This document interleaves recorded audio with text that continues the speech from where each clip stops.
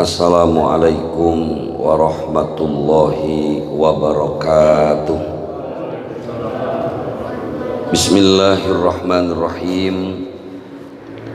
Alhamdulillahilladzi arsala rasulahu bil huda wa dinil haqq liyudhhirahu 'alad dini kullihi wa kafa billahi syahida. Asyhadu an la ilaha illallah wahdahu la syarikalah wa asyhadu anna sayyidana wa nabiyyana Muhammadan abduhu wa rasuluh. Allahumma fasalli wa sallim wa barik ala hadan nabiyil karim sayyidina wa maulana Muhammadin sallallahu alaihi wasallam wa ala alihi wa sahbihi wa man tabi'ahum bi ihsanin ila yaumiddin wala haula wala quwwata illa billahil aliyil azim. Amma ba'd. Yaqulullahu subhanahu wa ta'ala fi kitabihil karim wa huwa asdaqul qailin. A'udzu billahi minasy syaithanir rajim. Bismillahirrahmanirrahim. Wa ma atakumur rasulu fakhuduh wa ma nahakum anhu fantahu. Shadaqallahu maulanal azim. Wallahu a'lamu bimuradi.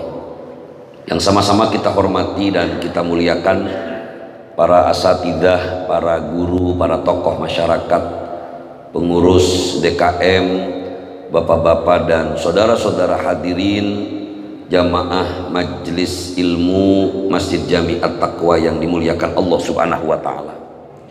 Puji teriring syukur mari bersama kita panjatkan hanya kehadirat Allah Subhanahu wa taala yang alhamdulillah atas rahmat dan hidayahnya di kesempatan malam hari ini kembali kita dapat hadir dan duduk dalam satu majelis ilmu yang mulia. Mudah-mudahan hadirnya kita menjadi sabab wasilah turunnya rahmat dan keberkahan dari Allah Subhanahu wa taala. Shalawat teriring salam semoga Allah Subhanahu wa taala semoga senantiasa tercurah kemaharibaan junjungan Nabi besar kita Muhammad sallallahu alaihi wasallam kepada keluarga, kepada para sahabat dan kita umatnya yang insya Allah istiqomah sampai hari kiamat nanti. Mengawali majelis yang mulia ini, mari bersama kita baca satu umul kitab.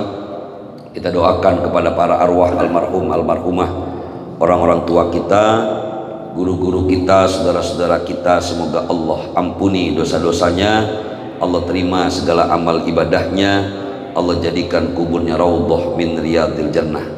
Al-Fatihah ila hadhihi niyyah wa ala kulli niyatin salihah wa ila hadratin nabi al-Fatihah. A'udzu billahi minasy syaithanir rajim. Bismillahirrahmanirrahim. Alhamdulillahi rabbil alamin arrahmanir rahim maliki yaumiddin.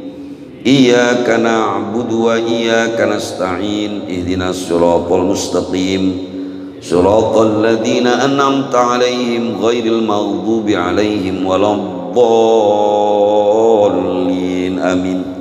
Ya Rabbi bil Mustafa balligh maqasidana waghfir lana ma madha ya wasi'al karami ya Rabb.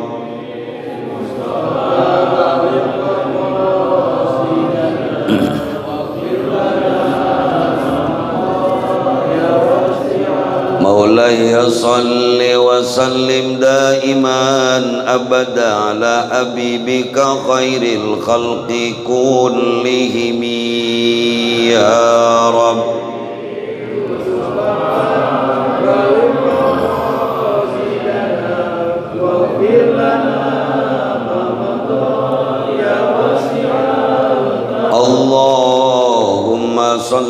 sallim wa barik alaihi wa ala alihi. Bapak-bapak dan saudara-saudara hadirin jamaah majelis ilmu rahimakumullah, salah satu syariat penting dalam ajaran agama kita, Islam mengajarkan tentang konsep ta'awun, yaitu saling tolong menolong. Allah Subhanahu wa taala sampaikan dalam Al-Qur'an, bismillahirrahmanirrahim, wa ta'awanu 'alal birri wat taqwa wa la ta'awanu 'alal itsmi wal udwan. Saling tolong menolonglah kalian dalam kebaikan dan takwa, wa la ta'awanu 'alal itsmi wal udwan, dan janganlah kalian saling tolong menolong dalam dosa dan permusuhan.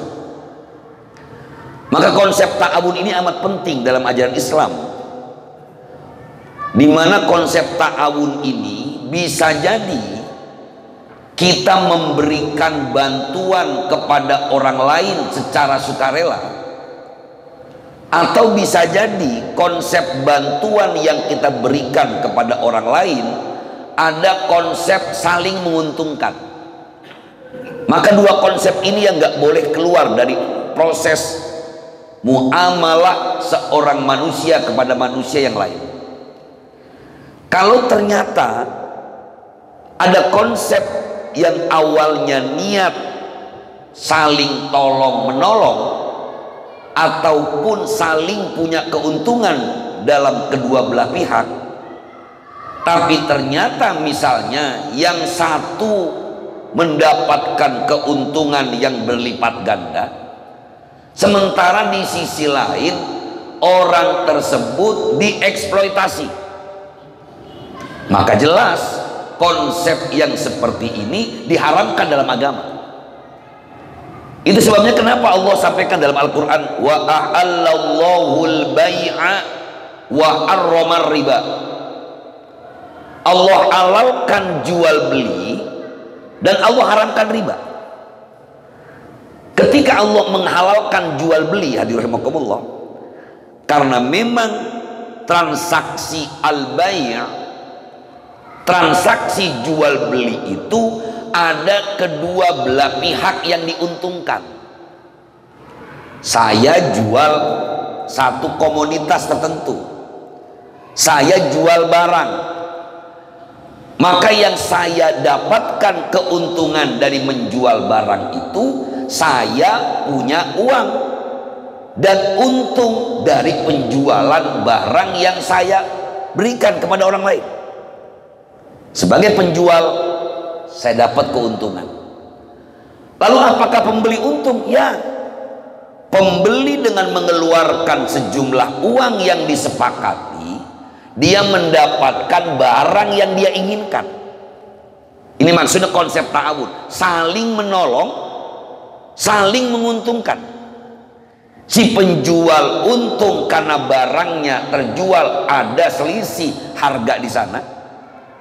Saya belanjanya di pasar Tanah Abang, baju ini cuma 1 juta rupiah misalnya. Kemudian saya jual kepada orang lain 1.200.000. Maka ketika saya jual, saya dapat keuntungan 200.000 untung. Yang beli, kalau saya beli ke Tanah Abang ongkosnya berapa? Belum lagi macet luar biasa, waktu saya banyak terbuang. Belum lagi di sana makan bakso, mangkoknya pecah, ganti lagi, pusing, panas dan seterusnya. Saya beli itu barang yang harga 1.200.000, mana untungnya? Saya dapat barang yang saya inginkan. Makanya Allah sampaikan, wa ahallallahu al-bai'a. Allah halalkan jual beli. Makanya kalau ada orang yang jual beli nggak untung, ya jangan, Pak. Apalagi misalnya ada pembeli sampai detail nanya, saya mau beli sepatu yang ente tawarin nih, ngomong-ngomong ente belanja di Tanah Abang berapa duit? Untuk apa, Pak? Tidak perlu. Ketika kita mau ada konsep Anda perlu sepatu, saya punya barangnya, mereknya yang Anda inginkan saya juga punya, maka saya diuntungkan dengan menjual sepatu tadi, Anda diuntungkan sebagai pembeli, dapat komoditas yang diinginkan, saling menguntungkan.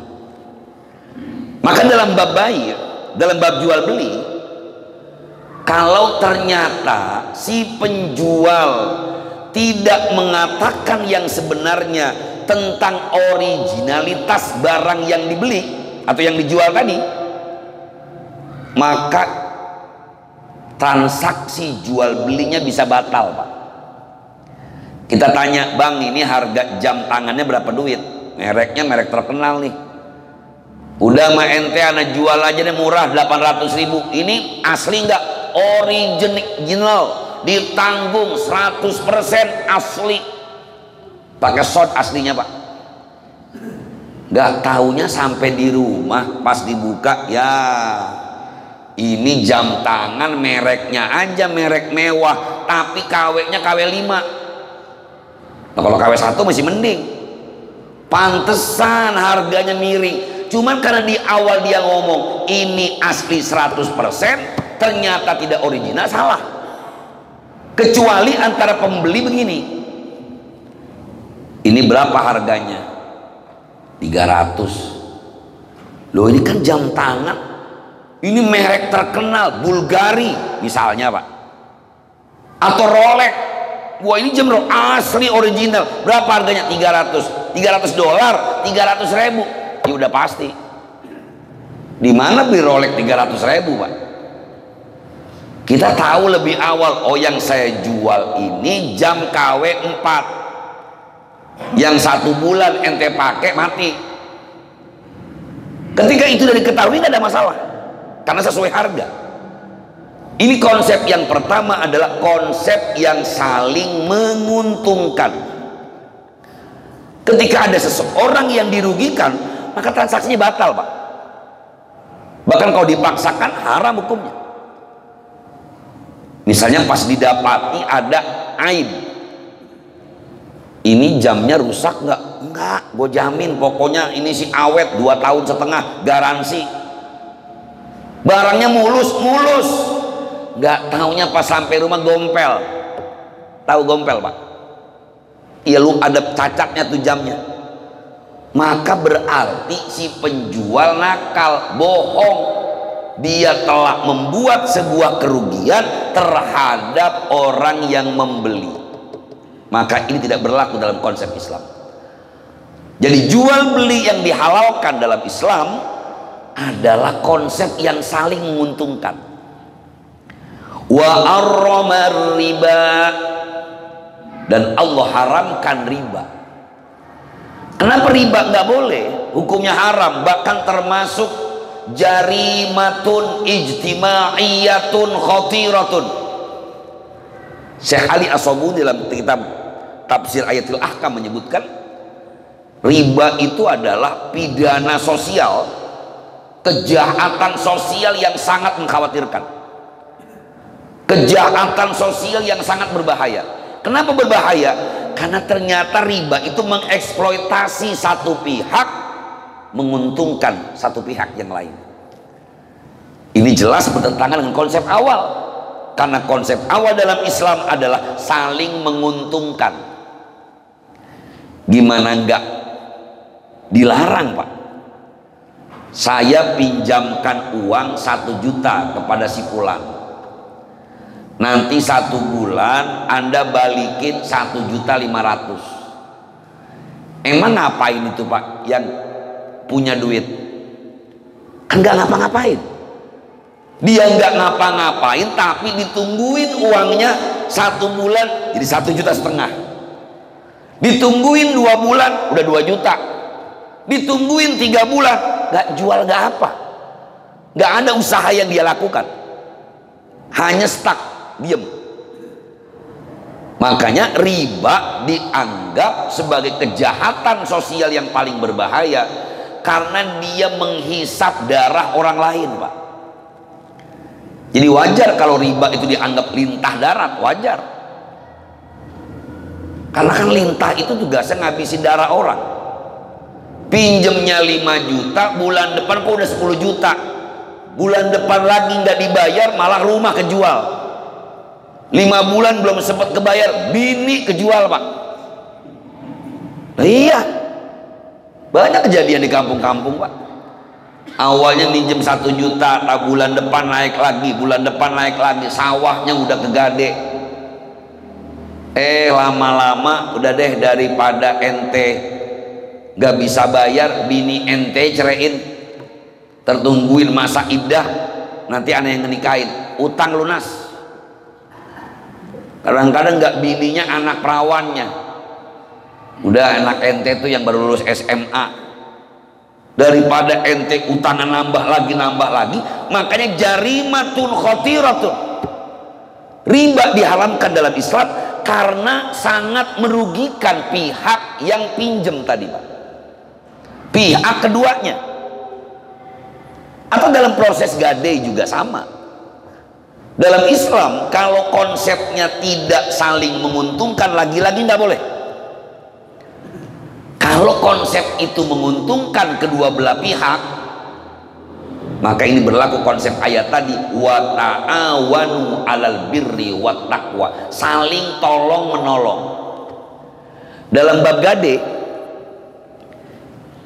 itu kan sebenarnya akad awalnya sama, Pak, al-qardu, meminjamkan.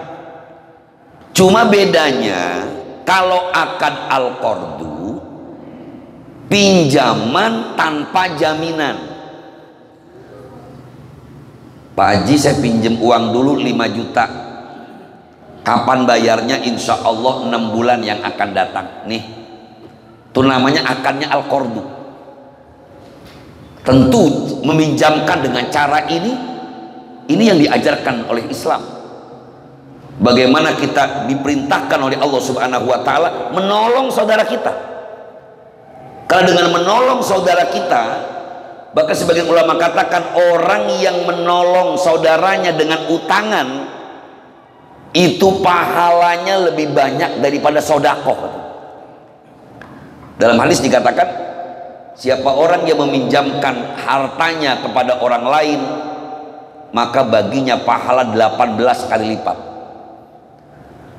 Nabi sempat tanya mereka Jibril, ya Jibril, itu kok di pintu surga tertulis orang yang minjemin hartanya dibalas 18, sementara orang yang ngasih sedekah cuma 10. Padahal kalau kita bersodakoh hilang, uang kita hilang, sedekah hilang dalam hakikinya atau hilang dalam realitas dunianya.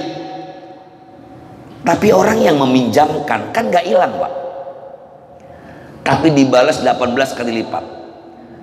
Dijawab, karena orang yang memberikan utangan, orang yang nerima utangan tadi pastilah orang yang sedang amat perlu, Pak.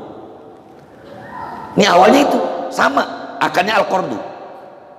Nah, pada akad gadai yang disebut dalam fikih muamalah namanya ar-rahn, itu ada jaminan. Saya pinjem uang 20 juta rupiah, jaminannya mobil saya. Nih, silahkan, mohon ini sebagai jaminan, insya Allah saya akan kembalikan selama 1 tahun.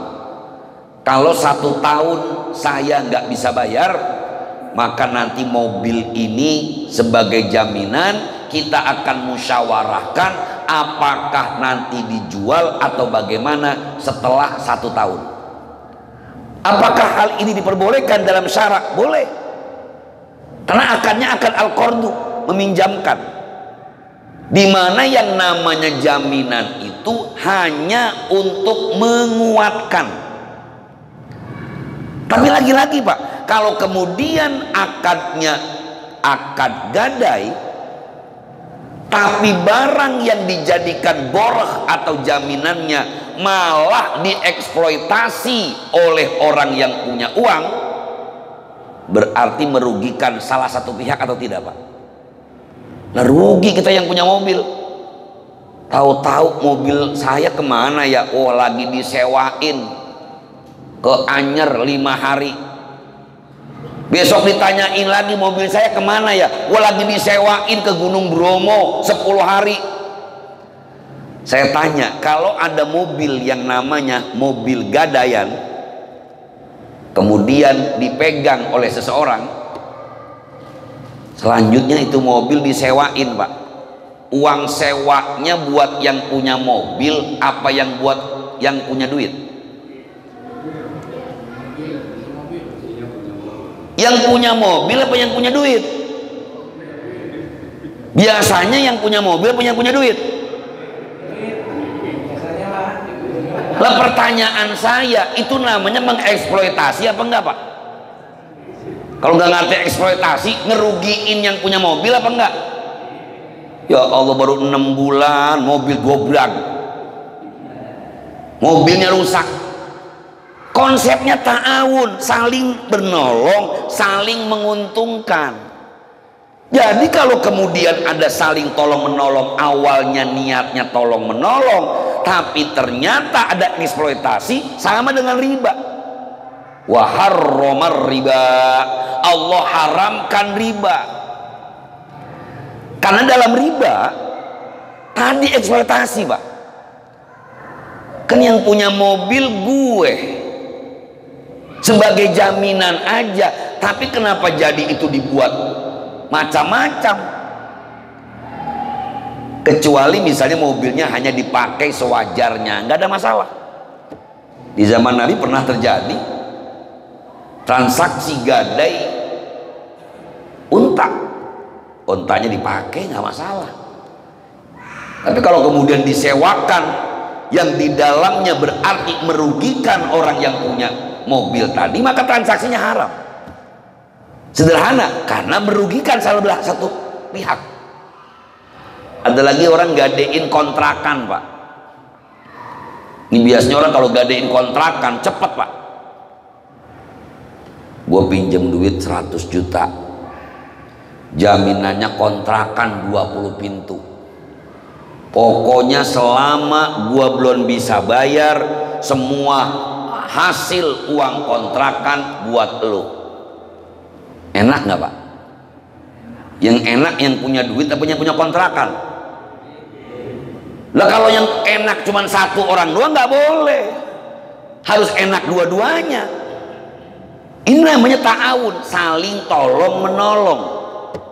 Karena konsep tadi saya katakan, dalam konsep yang diajarkan Islam tentang ta'awun, yang pertama adalah konsep saling tolong menolong dan tidak boleh ada pihak yang dirugikan. Maka menarik, saya pernah jelaskan di majlis ini tentang akad mudharabah dan murabahah. Kalau minjeminnya buat usaha, maka kalau kemudian yang dipinjamkan usahanya dapat untung, boleh nggak untungnya dibagi sama yang punya uang, Pak?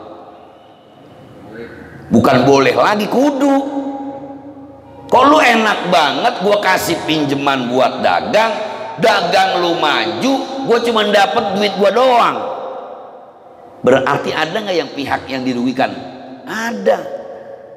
Karena pakainya buat usaha, maka dia boleh walaupun pinjem modalnya 5 juta dikembaliin 10 juta, nggak masalah. Karena yang 5 juta adalah punyanya, yang 5 juta karena yang saya pinjamkan punya keuntungan, biar sama-sama kebagian. Wa ta'awanu 'alal birri wa taqwa, keuntungannya dikasih sama yang minjemin. Ini konsep pertama, saling menguntungkan. Konsep yang kedua, bahwa membantu itu tidak ada niat apapun. Maka konsep ta'awun dalam niat yang gak ada tendensi apapun kecuali ridho Allah, ini ada dalam konsep sodakoh, konsep infak. Dimana di dalam Al-Quran kata sodakoh itu dibedakan. Ada sodakoh yang wajib, ada sodakoh yang sunnah. Kalau sodakoh yang wajib dalam fikih kemudian diberi nama zakat. Dalilnya di surah At-Taubah ayat 60. A'udzu billahi minasyaitonir rajim. Bismillahirrahmanirrahim. Innamas shadaqatu lil fuqara wal masakin wal 'amilina 'alaiha wal mu'allafah qulubuhum, dan seterusnya. Ternyata ayat ini Allah sebut dengan kalimat sodakoh, Pak. Sodakoh itu kan jamak dari sodakoh. Sodakotun, sodakotani, sodakot. Tapi ternyata di At-Taubah ayat 60, sodakoh yang dimaksud di ayat ini adalah zakat. Dari mana kita tahu? Karena di pertengahan ayat ada kalimat faridotam minallah, yaitu sodakoh yang wajib, namanya zakat. Sementara sodakoh yang sunnah ini biasanya langsung diterjemahkan oleh kita dengan kata sodakoh. Bahkan dalam proses utang, orang yang menunggu bayaran dari seseorang yang punya utang sama kita, tapi ditungguin bayar utangnya sampai dia bisa bayar, setiap hari waktu dia menunggu sabar. Orang yang belum bisa bayar utang karena ketidakmampuannya, setiap harinya dia dinilai telah memberikan sodakoh. Cuman berat, Pak. Ya Allah, minjemnya empuk banget, melas, Pak Ngaji tolongin saya, pokoknya kalau nggak dikasih minjem mati saya ini. Ya orang kesian, Pak. Tapi giliran bayar susah. Tapi Islam kasih solusi, Pak. Ini orang nggak mau bayar utang, kenapa dulu? Kalau memang dia nggak mau bayar utang padahal dia mampu, dia zalim namanya, Pak. Kata Nabi kita Muhammad SAW, matlul ghaniyyi zulmun. Mengulur-ulur waktu bayar utang itu zalim kalau mampu. Tapi kalau nggak mampu, Islam kasih solusi juga. Wa in kana dzu usratin fanadhiratun ila maisarah. Wa in kana dzu usratin, kalau yang punya utang itu ternyata orang yang benar-benar gak sanggup bayar, dia udah niat baik, pinjem niat bayar, tapi apalah daya, prediksinya meleset. Dikirain minjem 2 juta insya Allah dibayar tanggal 21 Januari 2024. Kan malam ini berarti, Pak. Kita tanyain, Bang, ini udah tanggal selikur, piye bayarnya jadi ora? Ya Allah, transferannya nggak jadi. Ternyata orang yang mau ngasih uang saya, mau bayar utang saya, tadi ngabarin istrinya meninggal. Biasanya yang punya duit marah apa enggak, Pak? Harusnya marah, jangan. Ya cuman setan godain kita biar marah. Apalagi ngerasa kita banyak duit, emang setan loh. Ya Allah, ini kata setan, Pak. Konsep Islam jelas, wa in kana dzu usratin fanadhiratun ila maisarah. Ini tahunnya, Pak. Kalau memang dia nggak mampu, udah tungguin sampai mampu. Bahkan di ayat berikutnya, wa antasaddaqu khairul lakum. Kalau kira-kira kita udah tahu dia nggak mungkin bisa bayar, kehidupannya makin susah, kita tahu bukan nggak mau bayar, ini orang baik kok, cuman memang kondisinya belum memungkinkan. Boro-boro mau bayar, rumahnya kejual, bininya stroke udah 3 tahun, anaknya kecil-kecil boro-boro bisa bantuin buat orang tuanya, maka wa anta sodaku khairul lakum, udah sodakohin aja. Ini kan nggak gampang Pak, karena biasanya orang yang punya uang dalam posisi di atas. Maka ketika kita sodakoh tapi kemudian kita marah-marahin dia, maka sodakoh kita nggak ada artinya. Ya ayyuhalladzina amanu la tubtilu sodakotikum bil manni wal adha. Ayo orang-orang yang beriman, jangan kau rusak. Apa yang dimasukkan rusak?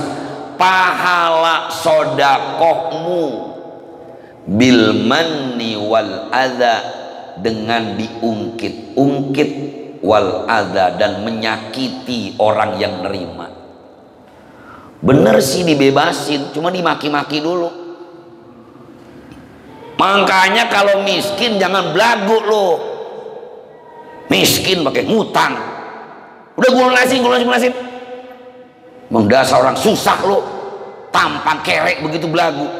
Bener sih dibebasin Pak, cuman ini muka udah kehilangan harga diri sama sekali. Kita lupa la tubtilu sodakotikum bil manni wal adha. Kan yang cakep mah udah, oh belum ada, ya udah saya tunggu ya kalau udah ada. Besok ditanyain lagi udah ada belum, ya boro-boro bayar, motor hilang nggak ada, nggak punya duit, ya udah kalau emang nggak punya duit saya sodakoin aja, doain aja biar rezeki saya banyak. Ada orang model begitu Pak? Ada di sinetron doang Wan, di dalam kehidupan nyata gak ada. Kita tahu konsepnya tapi ironisnya nggak ada. Jadi ini konsep yang wa ta'awanu tadi Pak. Tapi kalau tolong menolong kemudian malah jadi tadi mengeksploitasi, ya nggak boleh, haram hukumnya.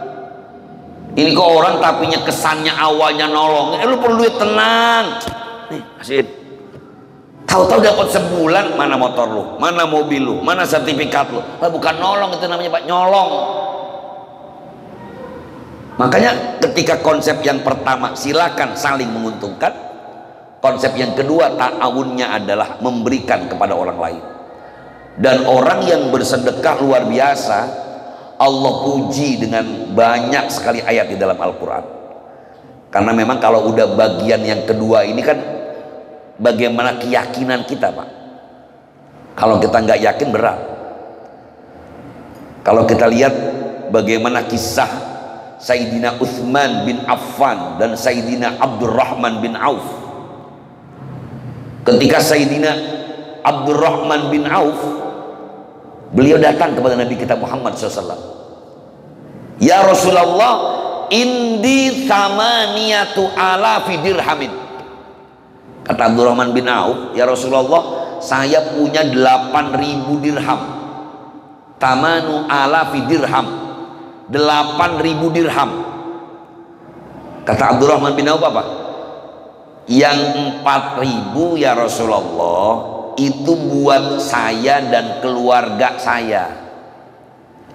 Yang 4.000 dirham lagi saya serahkan, saya utangin kepada Allah. Ini kan berarti sedekahnya setengah dari yang dia miliki Pak. Setengah aset yang dimiliki oleh seorang pengusaha muslim yang kaya raya bernama Sayyidina Abdurrahman bin Auf, itu 4.000-nya dikasihin semua, setengahnya Pak. Maka Nabi kita Muhammad SAW mendoakan, barakallahu laka fima amsakta wa fima a'taita. Semoga Allah berikan keberkahan kepadamu wahai Abdurrahman dari apa yang masih ada, wa fima a'taita, dan dari apa yang sudah engkau berikan. Maka gara-gara peristiwa ini Pak turun ayat, mathalul ladzina yunfiquna amwalahum fi sabilillahi kamathali habbatin ambatat sab'a sanabil fi kulli sumbulatin mi'atu habbah wallahu yudha'ifu liman yasha wallahu wasi'un alim. Ini bantuin orang ikhlas, bukan bantuin orang tapi sengaja dipilih yang jelek-jelek, bukan bantuin orang dalam rangka money laundry. Pantesan baik banget itu orang, nggak taunya duit korupsi, sengaja biar nggak kelihatan sama orang, disangkanya hartanya banyak, dermawan, padahal duit hasil korupsi Pak, biar nggak ketahuan, biar KPK melihatnya dia orang dermawan, padahal duit hasil korupsi yang dia pakai. Atau baik sama orang karena ada maunya, pantesan itu amplop gede banget isinya banyak, di dalamnya ada foto dia, jangan lupa pilih saya. Maka jangan lupa ntar tanggal 14 Februari cari nama saya Pak, insya Allah gak ada. Ya jangan coba-coba cari nama saya, lagian kan lain kelurahan kesini Pak, kecamatan udah beda sama saya. Saya orang Bekasi, mohon maaf. Bapak orang Jakarta ya, jadi nggak mungkin ada. Ini konsep ta'awun yang diajarkan dalam Islam. Konsep yang pertama adalah saling menguntungkan. Yang kedua, keuntungannya bersifat bukan duniawi tapi keuntungan ukhrawi, yaitu sedekah. Bapak hadirin jamaah yang dimuliakan Allah Subhanahu wa taala, mudah-mudahan kita bisa mengamalkan ini, menjadi orang yang terus berbuat baik, karena kita yakin dan percaya faman ya'mal mithqala dzarratin khairan yarah. Siapapun yang melakukan amal kebaikan sekecil biji sawi sekalipun, kebaikan itu pasti dibalas oleh Allah Subhanahu wa taala. Maka janganlah pernah merasa bosan untuk berbuat baik, karena pasti kebaikan yang kita tanamkan kita pasti akan memetik hasilnya. Bapak hadirin rahimakumullah, demikianlah kajian kita di kesempatan malam hari ini. Mudah-mudahan ada manfaatnya, dan saya mohon maaf jika banyak kekurangan dan kehilapan. Kita masih punya waktu beberapa menit ke depan, mungkin ada hal-hal yang ingin ditanyakan, baik berkaitan dengan materi kita malam ini ataupun yang lainnya. Falyatafaddal, hadanallahu wa iyyakum ajma'in, wallahul muwaffiq ila aqwamit thoriq. Assalamualaikum warahmatullahi wabarakatuh. Ya, tidak ada pertanyaan, semua sudah paham semua. Alhamdulillah. Baik, mudah-mudahan nggak nanya bukan karena bingung semua, tapi karena paham semua. Mari bersama kita takhtimkan majelis ilmu yang mulia ini dengan bersama bacakan doa. Kita doakan kepada saudara-saudara kita yang dalam keadaan kurang sehat, mudah-mudahan dengan barokah suratul Fatihah Allah Subhanahu wa taala sehatkan badannya, dikembalikan kesehatannya untuk beribadah kepada Allah Subhanahu wa taala. Al-Fatihah ila hadhihi niyyah wa ala kulli niyatin shalihah wa ila hadratin Nabi Mustafa Rasulillah sallallahu alaihi wasallam wa ala alihi wa sahbihi wa azwajihi wa dzurriyyatihil kiram. Syaikhul lahumul Fatihah. A'udzu billahi minasyaitonir rajim. Bismillahirrahmanirrahim. Alhamdulillahi rabbil alamin arrahmanir rahim maliki yaumiddin. Iyyaka na'budu wa iyyaka nasta'in ihdinas siratal mustaqim siratal ladzina an'amta 'alaihim ghairil maghdubi 'alaihim waladdallin. Amin. Fatihah yang kedua, kita doakan kepada arwah almarhumah orang-orang tua kita. Kita niatkan namanya masing-masing dalam hati kita. Mudah-mudahan Allah Subhanahu wa taala ampuni dosa-dosanya, Allah terima segala amal ibadahnya, Allah jadikan kuburnya raudhah min riyadil jannah. Al-Fatihah ila hadhihi niyyah wa ala kulli niyatin shalihah wa ila hadratin Nabi Mustafa Rasulillah sallallahu alaihi wasallam wa ala alihi wa sahbihi wa azwajihi wa dzurriyyatil kiram, khususan ila abaina wa ummahatina wa jaddina wa jaddatina wa ammina wa ammatina wa khalina wa khalatina wa li masyaikhina wa li ustadina wa li jami'i alil kubur minal muslimina wal muslimat wal mu'minina wal mu'minat, khususan ila ruhi almarhum. Silakan sebutkan namanya masing-masing.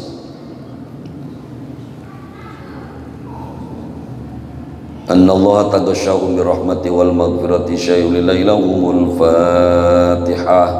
A'udzu billahi minasyaitonir rajim. Bismillahirrahmanirrahim. Alhamdulillahi rabbil alamin arrahmanir rahim maliki yaumiddin. Iyyaka na'budu wa iyyaka nasta'in ihdinas siratal mustaqim siratal ladzina an'amta 'alaihim ghairil maghdubi 'alaihim waladdallin. Amin. Fatihah yang terakhir kita doakan buat diri kita sendiri, kepada anak-anak kita, kepada pasangan-pasangan kita. Mudah-mudahan Allah jadikan anak-anak kita anak yang soleh dan solehah. Allah mudahkan segala urusan kita, baik urusan dunia maupun urusan akhirat. Al-Fatihata ila hadhihi niyyah wa ala kulli niyatin salihah wa ila hadratin nabi. Al-Fatihah. A'udzu billahi minasyaitonir rajim. Bismillahirrahmanirrahim. Alhamdulillahi rabbil alamin arrahmanir rahim maliki yaumiddin. Iyyaka na'budu wa iyyaka nasta'in ihdinas siratal mustaqim siratal ladzina an'amta 'alaihim ghairil maghdubi 'alaihim waladdallin. Amin. Astagfirullahaladzim, astagfirullahaladzim, astagfirullahaladzim. Alhamdulillah ya maulana ya ma'bud. Allahumma salli ala sayyidina Muhammadin bil awwalina wal akhirin wa barik wa sallim wa radiyallahu tabaraka wa ta'ala an kulli sahabati wa qarabati rasulillahi ajma'in. Bismillahirrahmanirrahim. Alhamdulillahil alamin hamdan yuwafi ni'amahu wa yukafi mazidah. Ya Rabbana wa ya ilahna lakal hamdu wa lakal syukru kama yanbaghi li jalali wajhikal karim wa 'azimi sultanik. Allahumma shalli wa sallim wa barik ala sayyidina Muhammad wa ala ali sayyidina Muhammad. Allahumma ighfir lana dhunubana wa liwalidina wa liman syaikhina wa liman hadharana wa liman ghaba 'anna wa li jami'il muslimina wal muslimat wal mu'minina wal mu'minat al-ahya'i minhum wal amwat. Allahumma ij'al jam'ana hadha jam'an marhuma waj'al tafarruqana min ba'dihi tafarruqan ma'suma. Allahumma inna nas'aluka ilman nafi'a wa rizqan wasi'a wa shifaa'an min kulli da'. Rabbana atina min ladunka rahmatan wa hayyi' lana min amrina rasyada. Rabbana atina fid dunya hasanah wa fil akhirati hasanatan wa qina adzaban nar. Wa sallallahu ala khalqi sayyidina Muhammadin nabiyil ummi wa ala alihi wa sahbihi wa sallam. Bi fadlika subhana rabbika rabbil izzati amma yasifun wa salamun alal mursalin walhamdulillahi rabbil alamin. Subhanakallahumma wa bihamdika asyhadu an la ilaha illa anta astaghfiruka wa atubu ilaik. Wassalamualaikum warahmatullahi wabarakatuh.